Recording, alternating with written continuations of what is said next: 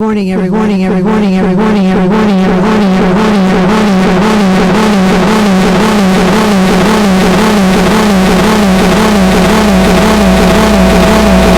morning. Close our eyes and go within. I recognize that divine essence, that presence, that loving expression of life, right here, right now. I know that spark is at the center of each one of us. And I know that it fills each one of us and connects us to each other and to all things. And I give thanks for this wonderful presence that is always there. I am so grateful for all of you who are here because you make up Light on the Mountains. And I know that we have this beautiful music today with R.L. and Alyssa and Reverend John's message. I thank our council, our leadership council, for all that they do. And let's just say together, and so it is. Families.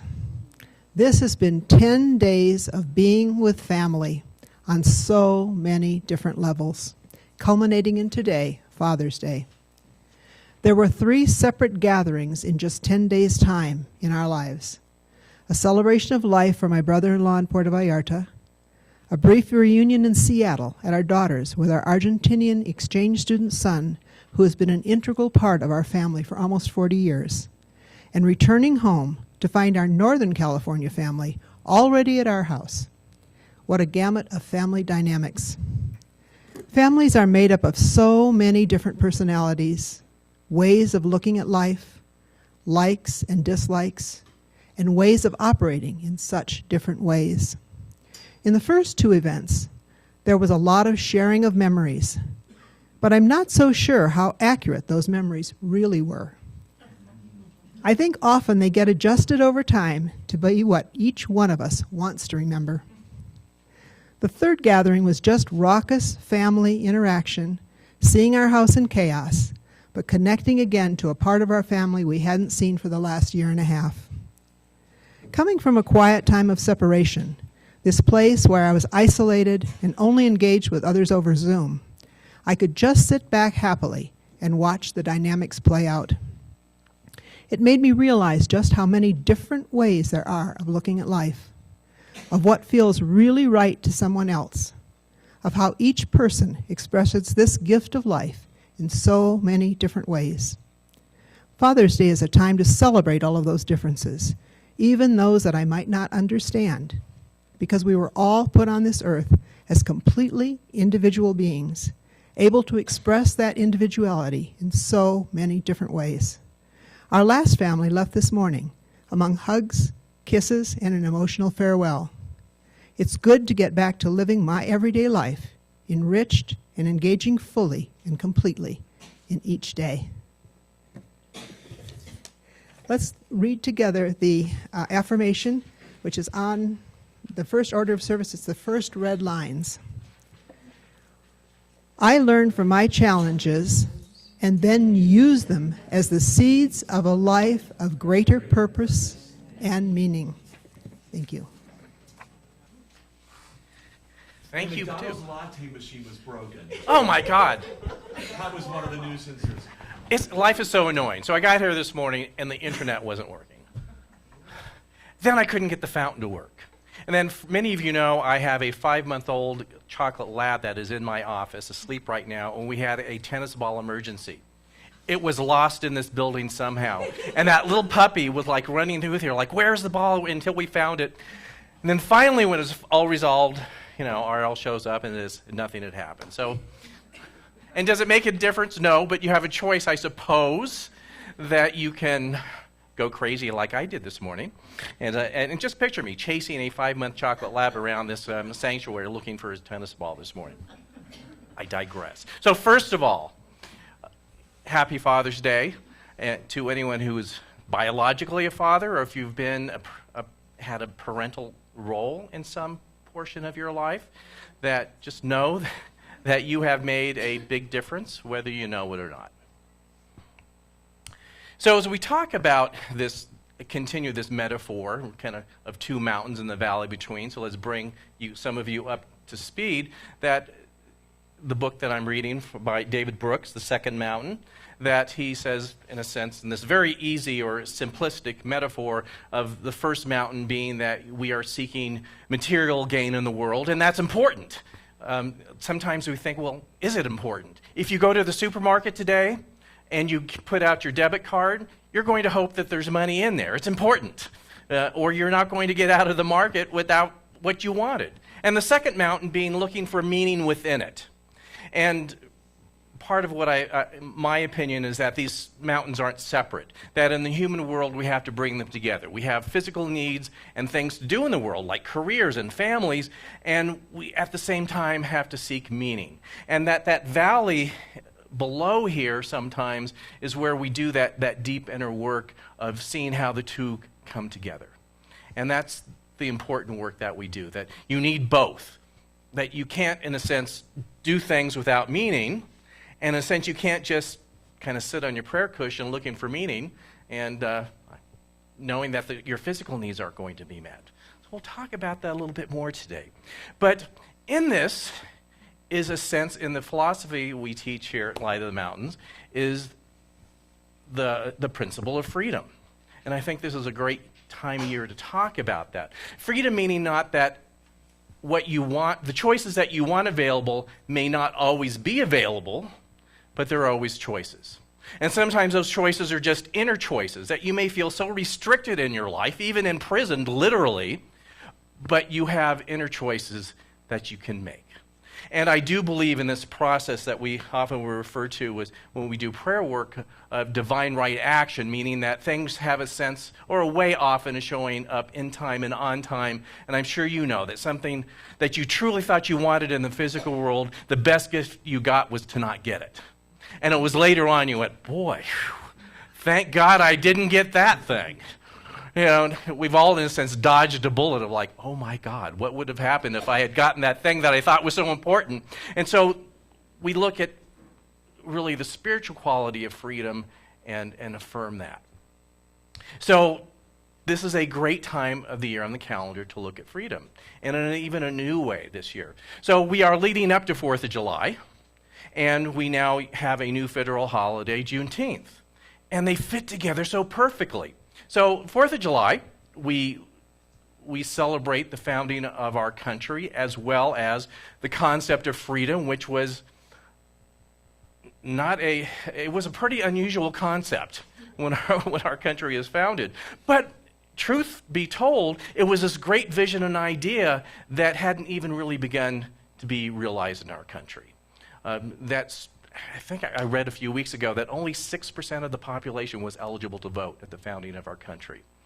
And so that shows you that there was a very narrow line of who was considered fully free and had rights. But we look at Juneteenth, which I'm sure, listening to the news, most of you know that it's the commemoration and celebration when the last slaves in our country got the news that they were free. And I really liked what Barack Obama had to say about this yesterday. He says, "It is a celebration of progress. It's an affirmation that despite the most painful parts of our history, change is possible." So we have these two ideas here. We have the concept of freedom in our lives that may not be fully realized, and we have the concept from Juneteenth that's saying that here's evidence. Progress can be made. And we're always evolving. We're always, in a sense, as a country, seeking a more perfect union, meaning we're looking at the vision of freedom and trying to have it more deeply and widely and individually expressed and allowed in our country. And I think that's the exciting thing about our country, not to say that we're done, we've done the best that we can do, it's to say that we can even do more. And that relates to our own life. The concept of freedom, of choice, looking at proof that we've done some great things, and still going with that feeling of there's still more to be done. My work is not complete. I'm still seeking to find a deeper sense of meaning in what I do. I'm still seeking the right things to do in the physical world to best realize that sense of meaning. And again, combining those two mountains. And so let's look a bit today of freedom, how it's expressed through our careers and work. So much of our identity is around our work.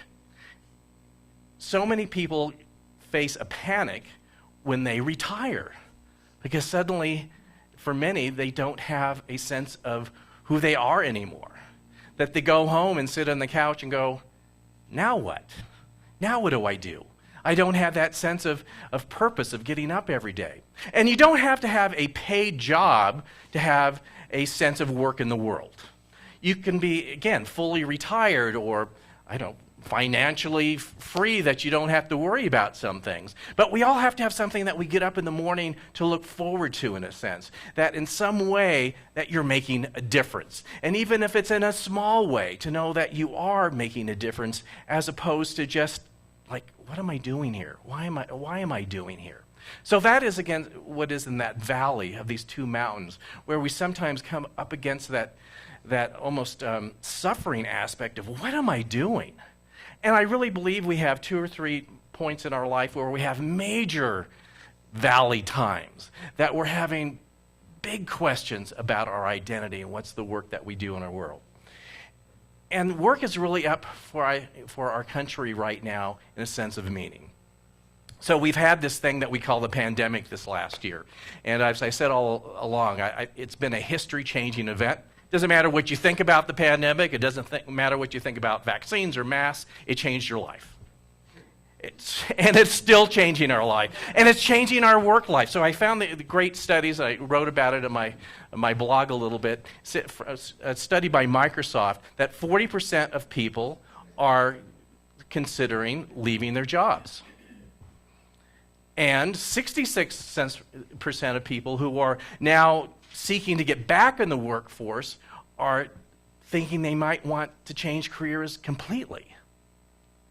That this idea of freedom and of great possibilities, after this kind of breather, that many people were not working or their work situations were different, thinking, it doesn't have to be like it was before. It could be different somehow. And even now, if you live in the Wood River Valley and if your housing is stable, look at the want ads on the Wednesday paper. I mean, there's like dozens upon dozens of people looking for work. And I know many business owners, and they're saying, yes, we are looking for people that qualify, but we're looking for people who want to be qualified. I mean, there's so many openings, like, we'll train you if you're just willing. So there's this idea of, yeah, we can work with you. We can help you do something that you've not done before. And there's, in a sense, that's a positive thing of looking at what's done before and thinking it doesn't have to be that way. That people now many people worked from home and thought it was a good idea. Some people worked from home and hated it. So they're looking for something that fits in with what fits for them, kind of thing. And again, it's not so much about the job itself, and it's not even as much about the income, which that's important, but it's about what is the life that goes along with it, which is so important. And as many of you know, I lived most of my life in Southern California. And it's funny how you get this idea not only about your life, but about work, about what you think is a have to that goes along with it. So living in Southern California, you think there's nothing wrong with being in your car 4 hours a day going to and from a job. I think that's madness now. Really. And we talked ourselves into like, okay, if you want a certain kind of home for your family, you have to live over here because you can afford it. But the job to afford it is way over here. And you might have to start with a car and then get on a commuter train. And you'll make it there after about 2.5, 3 hours. And then you have to get on the thing coming home. And think that there's nothing wrong with that picture. In fact, the last job that I had in Southern California wasn't nearly like that. It was only 12 miles away from home. Like here. So Ketchum and Haley, about 12 miles. How many times we don't think anything of just like tootling down the road to have coffee with a friend or something. Takes no time at all. It would take me from 1 to 2 hours one way. And I remember that last job there, and I think it started the seeds of an idea of what life can be as I'm sitting there, in traffic thinking, what would life be like if I had those 2 hours a day and times it by 5, so 10 hours. And just even think right now, Now, sometimes we're still like so busy. If somebody gifted you 10 hours a week and said you could do anything with them and not feel guilty at all, you can do anything with them, and in fact, we'll fund them for you. I think a lot of us would be like, oh my God, that's too much freedom. What do you mean, it would be funded too? I don't know what to do. We almost get paralyzed at the thought of, once we're out of a restricted time, to what could I do? But I think that's where life starts to change, when we start to embrace the spiritual quality of freedom and choice, and saying that Spirit supports me in everything. That the answer is always yes, even if I don't see it from the get-go. And this last year has led a lot of people to reevaluate what they thought were have-tos and not. I wrote in my blog this week about an incident that David Brooks wrote about of a friend of his going on a job interview. It sounded like some big company, because he was meeting with a human resources representative. If you're meeting with human resources, if they even have that department, that's probably a pretty big company. And I guess it went the way that it usually goes if you've been in any of those kind of job interviews in your life. And it's always this kind of little game of trying to show them how interested you are and what you know about the company, and to ask those right questions like, what's your biggest asset and what is your biggest fault, and all those silly things. At the end of many interviews, there's the question the interviewer will say, so what questions do you have for me? And you're supposed to have those questions ready, because you're supposed to show how sly and clever you are, that you did your research about the company. And so it's a very pointed question about what they do. And so she asked the guy being interviewed, do you have questions for me? And this really kind of floored me. This is a true story, according to David Brooks. His question was, and I wrote it down just to make sure, or did I write it down? No. Said, what would you do with your life if you weren't so afraid? Now, could you imagine if you've ever been the interviewer?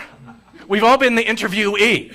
But imagine here you are, I've got my questions, and I've got 3 more applicants coming, and the person I'm interviewing asked me what I would do if I wasn't so afraid. And it makes me wonder if the guy being interviewed kind of sniffed it out a little bit. You know how you can energetically kind of sniff that out? And he said that the woman who was interviewing burst into tears and said, I wouldn't be working here. Well, that's good news why I want to work here now. In fact, I'll take your job. You obviously don't need it anymore. But could you imagine how I would be floored if I was interviewing someone, and I have through different years and different professions done that. I would have been floored. I mean, just imagine yourself. And what David Brooks called this was a Telos Crisis. And Telos, as he said, it's a term used by philosopher Aristotle to refer to the full potential and inherent purpose or objective of a person or a thing. In other words, this woman was having a crisis of meaning. Like, I think there could be great meaning of helping people find jobs through human resources. I mean, you really could. I mean, you could really see it as helping people embrace and have a life that they may not have thought possible. Or it could be the worst thing in the world, depending on how you approached it. And apparently this woman, it was more the worst thing in the world kind of thing, as opposed to a calling of helping people find their calling. So I think this time in our history is a reshifting about, again, meaning. If you were like that woman in a job that you would burst into tears when you were asked, how's it going? Maybe that job isn't for you anymore. But yet there's this whole thing, we have convinced ourselves that, I have to hold on to this thing because, of course, like I said, I need to go to the market today. I need to be money behind my debit card so I can get the things that I need to buy for dinner later on. So it's a very real thing. But what we have to look at is something that we refer to in our philosophy, the spiritual philosophy we teach here, is something we call your mental equivalent. Basically what that is what you in your heart of hearts believe is possible for you. what you believe about yourself and your place in the world. Here's an example, and since we're on work, so you might go to a job interview. And let's say a part of you believes that you are completely unqualified and you'd never get it. That's part of your mental equivalent, a belief that you can't in that area, that it doesn't matter how much you would try. It's like, well, I'll go try that interview. Imagine what you must look like at that interview. Oh, I don't know if I can do this job. They can pick it up. So that's part of what we energetically put out in our mental equivalent of what we think is possible. Now, even if you don't think you're qualified yet, but you know that, boy, if I go through this job training, I could do that. I could really see myself embracing that and making a change in that direction. And we've all done that in some way, thinking, this is something I'd like to do. I'm so unqualified, and I have to learn a lot. But I know I can do it. And that's part of our mental equivalent, too, to say that, yes, I don't have the information now, but I can step up. Whereas we look at other things and go, oh, there's just absolutely no way I could ever see myself doing that. Or, my talents would never allow me to do that. And in some ways, that's good to recognize what might not be for you. But in our mental equivalent, we have to look at, do I think I can't do this thing because it's just not for me, or is it because I just think I'm not good enough or capable enough, or I couldn't make it through the classes, or I just don't have what it takes somehow?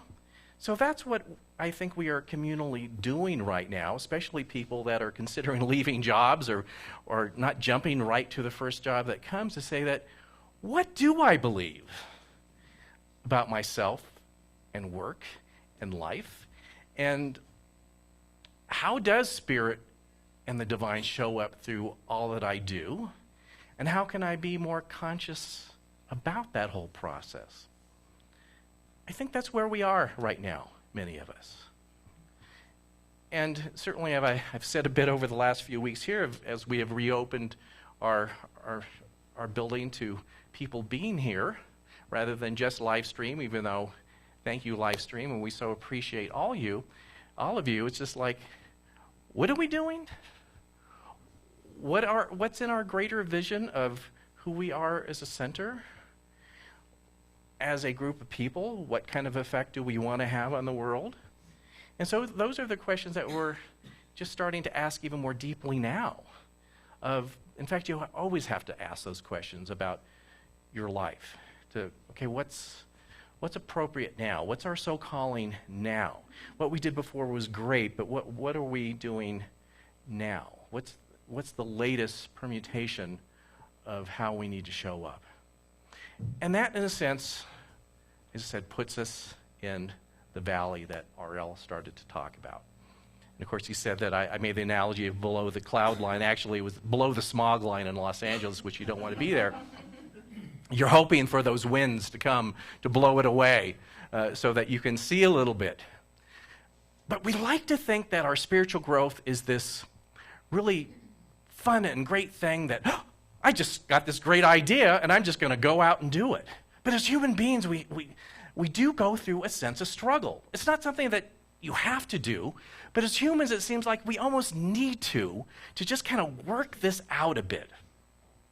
And especially at those points in our lives that we have the big changes on the horizon. And communally as a world this last year, a big thing to chew on and to look at, and like, what is all this about? And David Brooks quoted something from theologian Paul Tillich, and writing about suffering. And suffering, I mean just change that we don't know what to make sense about, is how I'm defining this. It says, the theologian Paul Tillich wrote that suffering upsets the normal patterns of life and reminds you that you are not who you thought you were. It smashes through the floor of what you thought was the basement of your soul and reveals a cavity below. And then it smashes through that floor and reveals a cavity below that.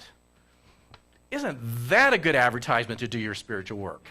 I mean, great, I can just have the floor fall out from underneath me. That sounds like fun. Can we go to brunch first? Can I get ready? Go to the buffet first for this floor to fall out from under me.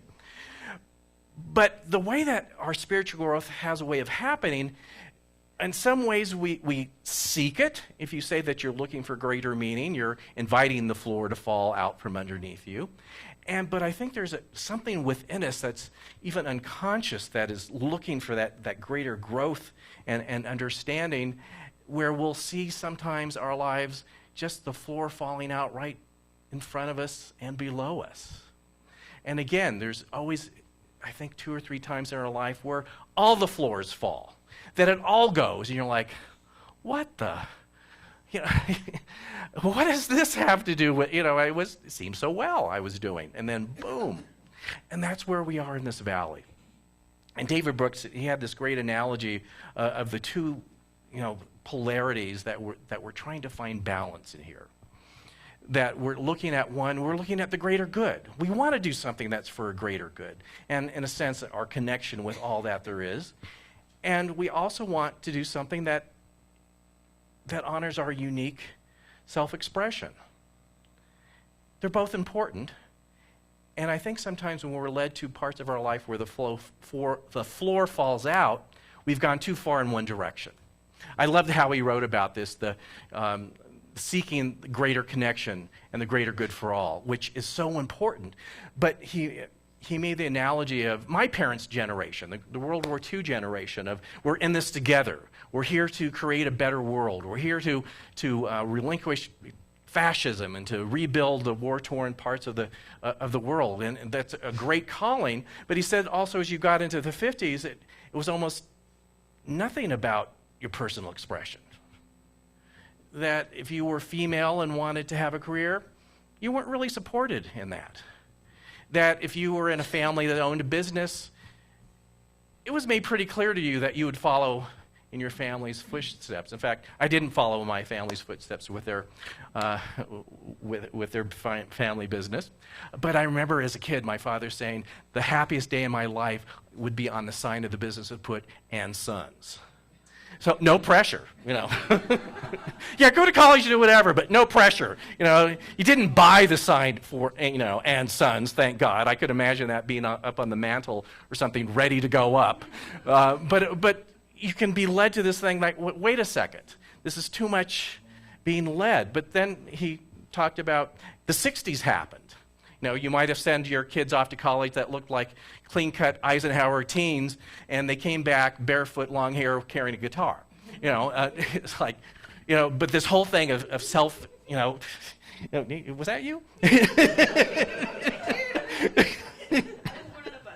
Yeah. But then, as David says, when you go too far over there, it's like it's almost too much freedom. Like you have no direction. It's like, whatever happens, but like, there's nothing more frustrating than sometimes too many options. It's like, well, what am I doing? So we're seeking in the valley to find that perfect blend where you can open your heart and your mind to a deeper experience, and yet for it to be an expression of your individual joys, talents, and desires. You got to find that sweet spot. And I think as we talk about the workforce today, that's what a lot of people are trying to find. What is that sweet spot where I feel honored, but yet I feel a connection that I'm doing good in my community and the world? And it's not easily answered. It takes a lot of reflection. It takes maybe making a couple mistakes. Oh, I'm going to take that job. It sounds so great. And 2 days later, I'm like, ooh, shouldn't have done that. But that's what's exciting about this time, is that it's okay to make some mistakes. It's okay to try some things out and to know that we are supported by something greater behind it. That if your intention is that great combination of doing good in the world with meaning and then at the same time honoring your individual talents, you'll get there. Like I said, in fairy tales, you sometimes have to kiss a lot of frogs before you get to a prince or princess. And we could probably have a nice after-service talk about the weirdest job I took. And what I learned, oh my God, what did I learn? We all have a story like that. But you learn something. Just want to close with one more quote from David's book this week. was quoting the poet Ted Hughes. He says, poet Ted Hughes observed that the things that are the worst to undergo are often the best to remember. Because those low moments, the protective shells are taken off. Humility is achieved. A problem is clearly presented, and a call to service is clearly received. So I think that's where we can be right now. So let's just take this into prayer. And let us open our hearts and minds, knowing that the presence of Spirit, the divine, is right where we are. It moves and has its being through us and as us, through our communities, through the world, through each of our countries. Knowing that even if we are confused by how it shows up, that presence of the divine is right there. And knowing that we are at choice. We do have that ultimate freedom. And today we simply just say yes to Spirit. Without even sure with what we're saying yes to, other than we're saying yes to our greater good. We're saying yes to the connection and doing good in the world. And we say yes to be open to however that needs to show up. We say yes. We exercise our perfect concept of freedom and say yes. And so as we do this, and as we are aspiring to be part of great solutions in this world, we give thanks. We give thanks for our saying yes. We give thanks for all around us who are doing that as well. And as we say yes, we let it go. We release attachment to how it has to look. Because we know that as we truly let it go, Spirit takes over and amazing things happen. And so it is.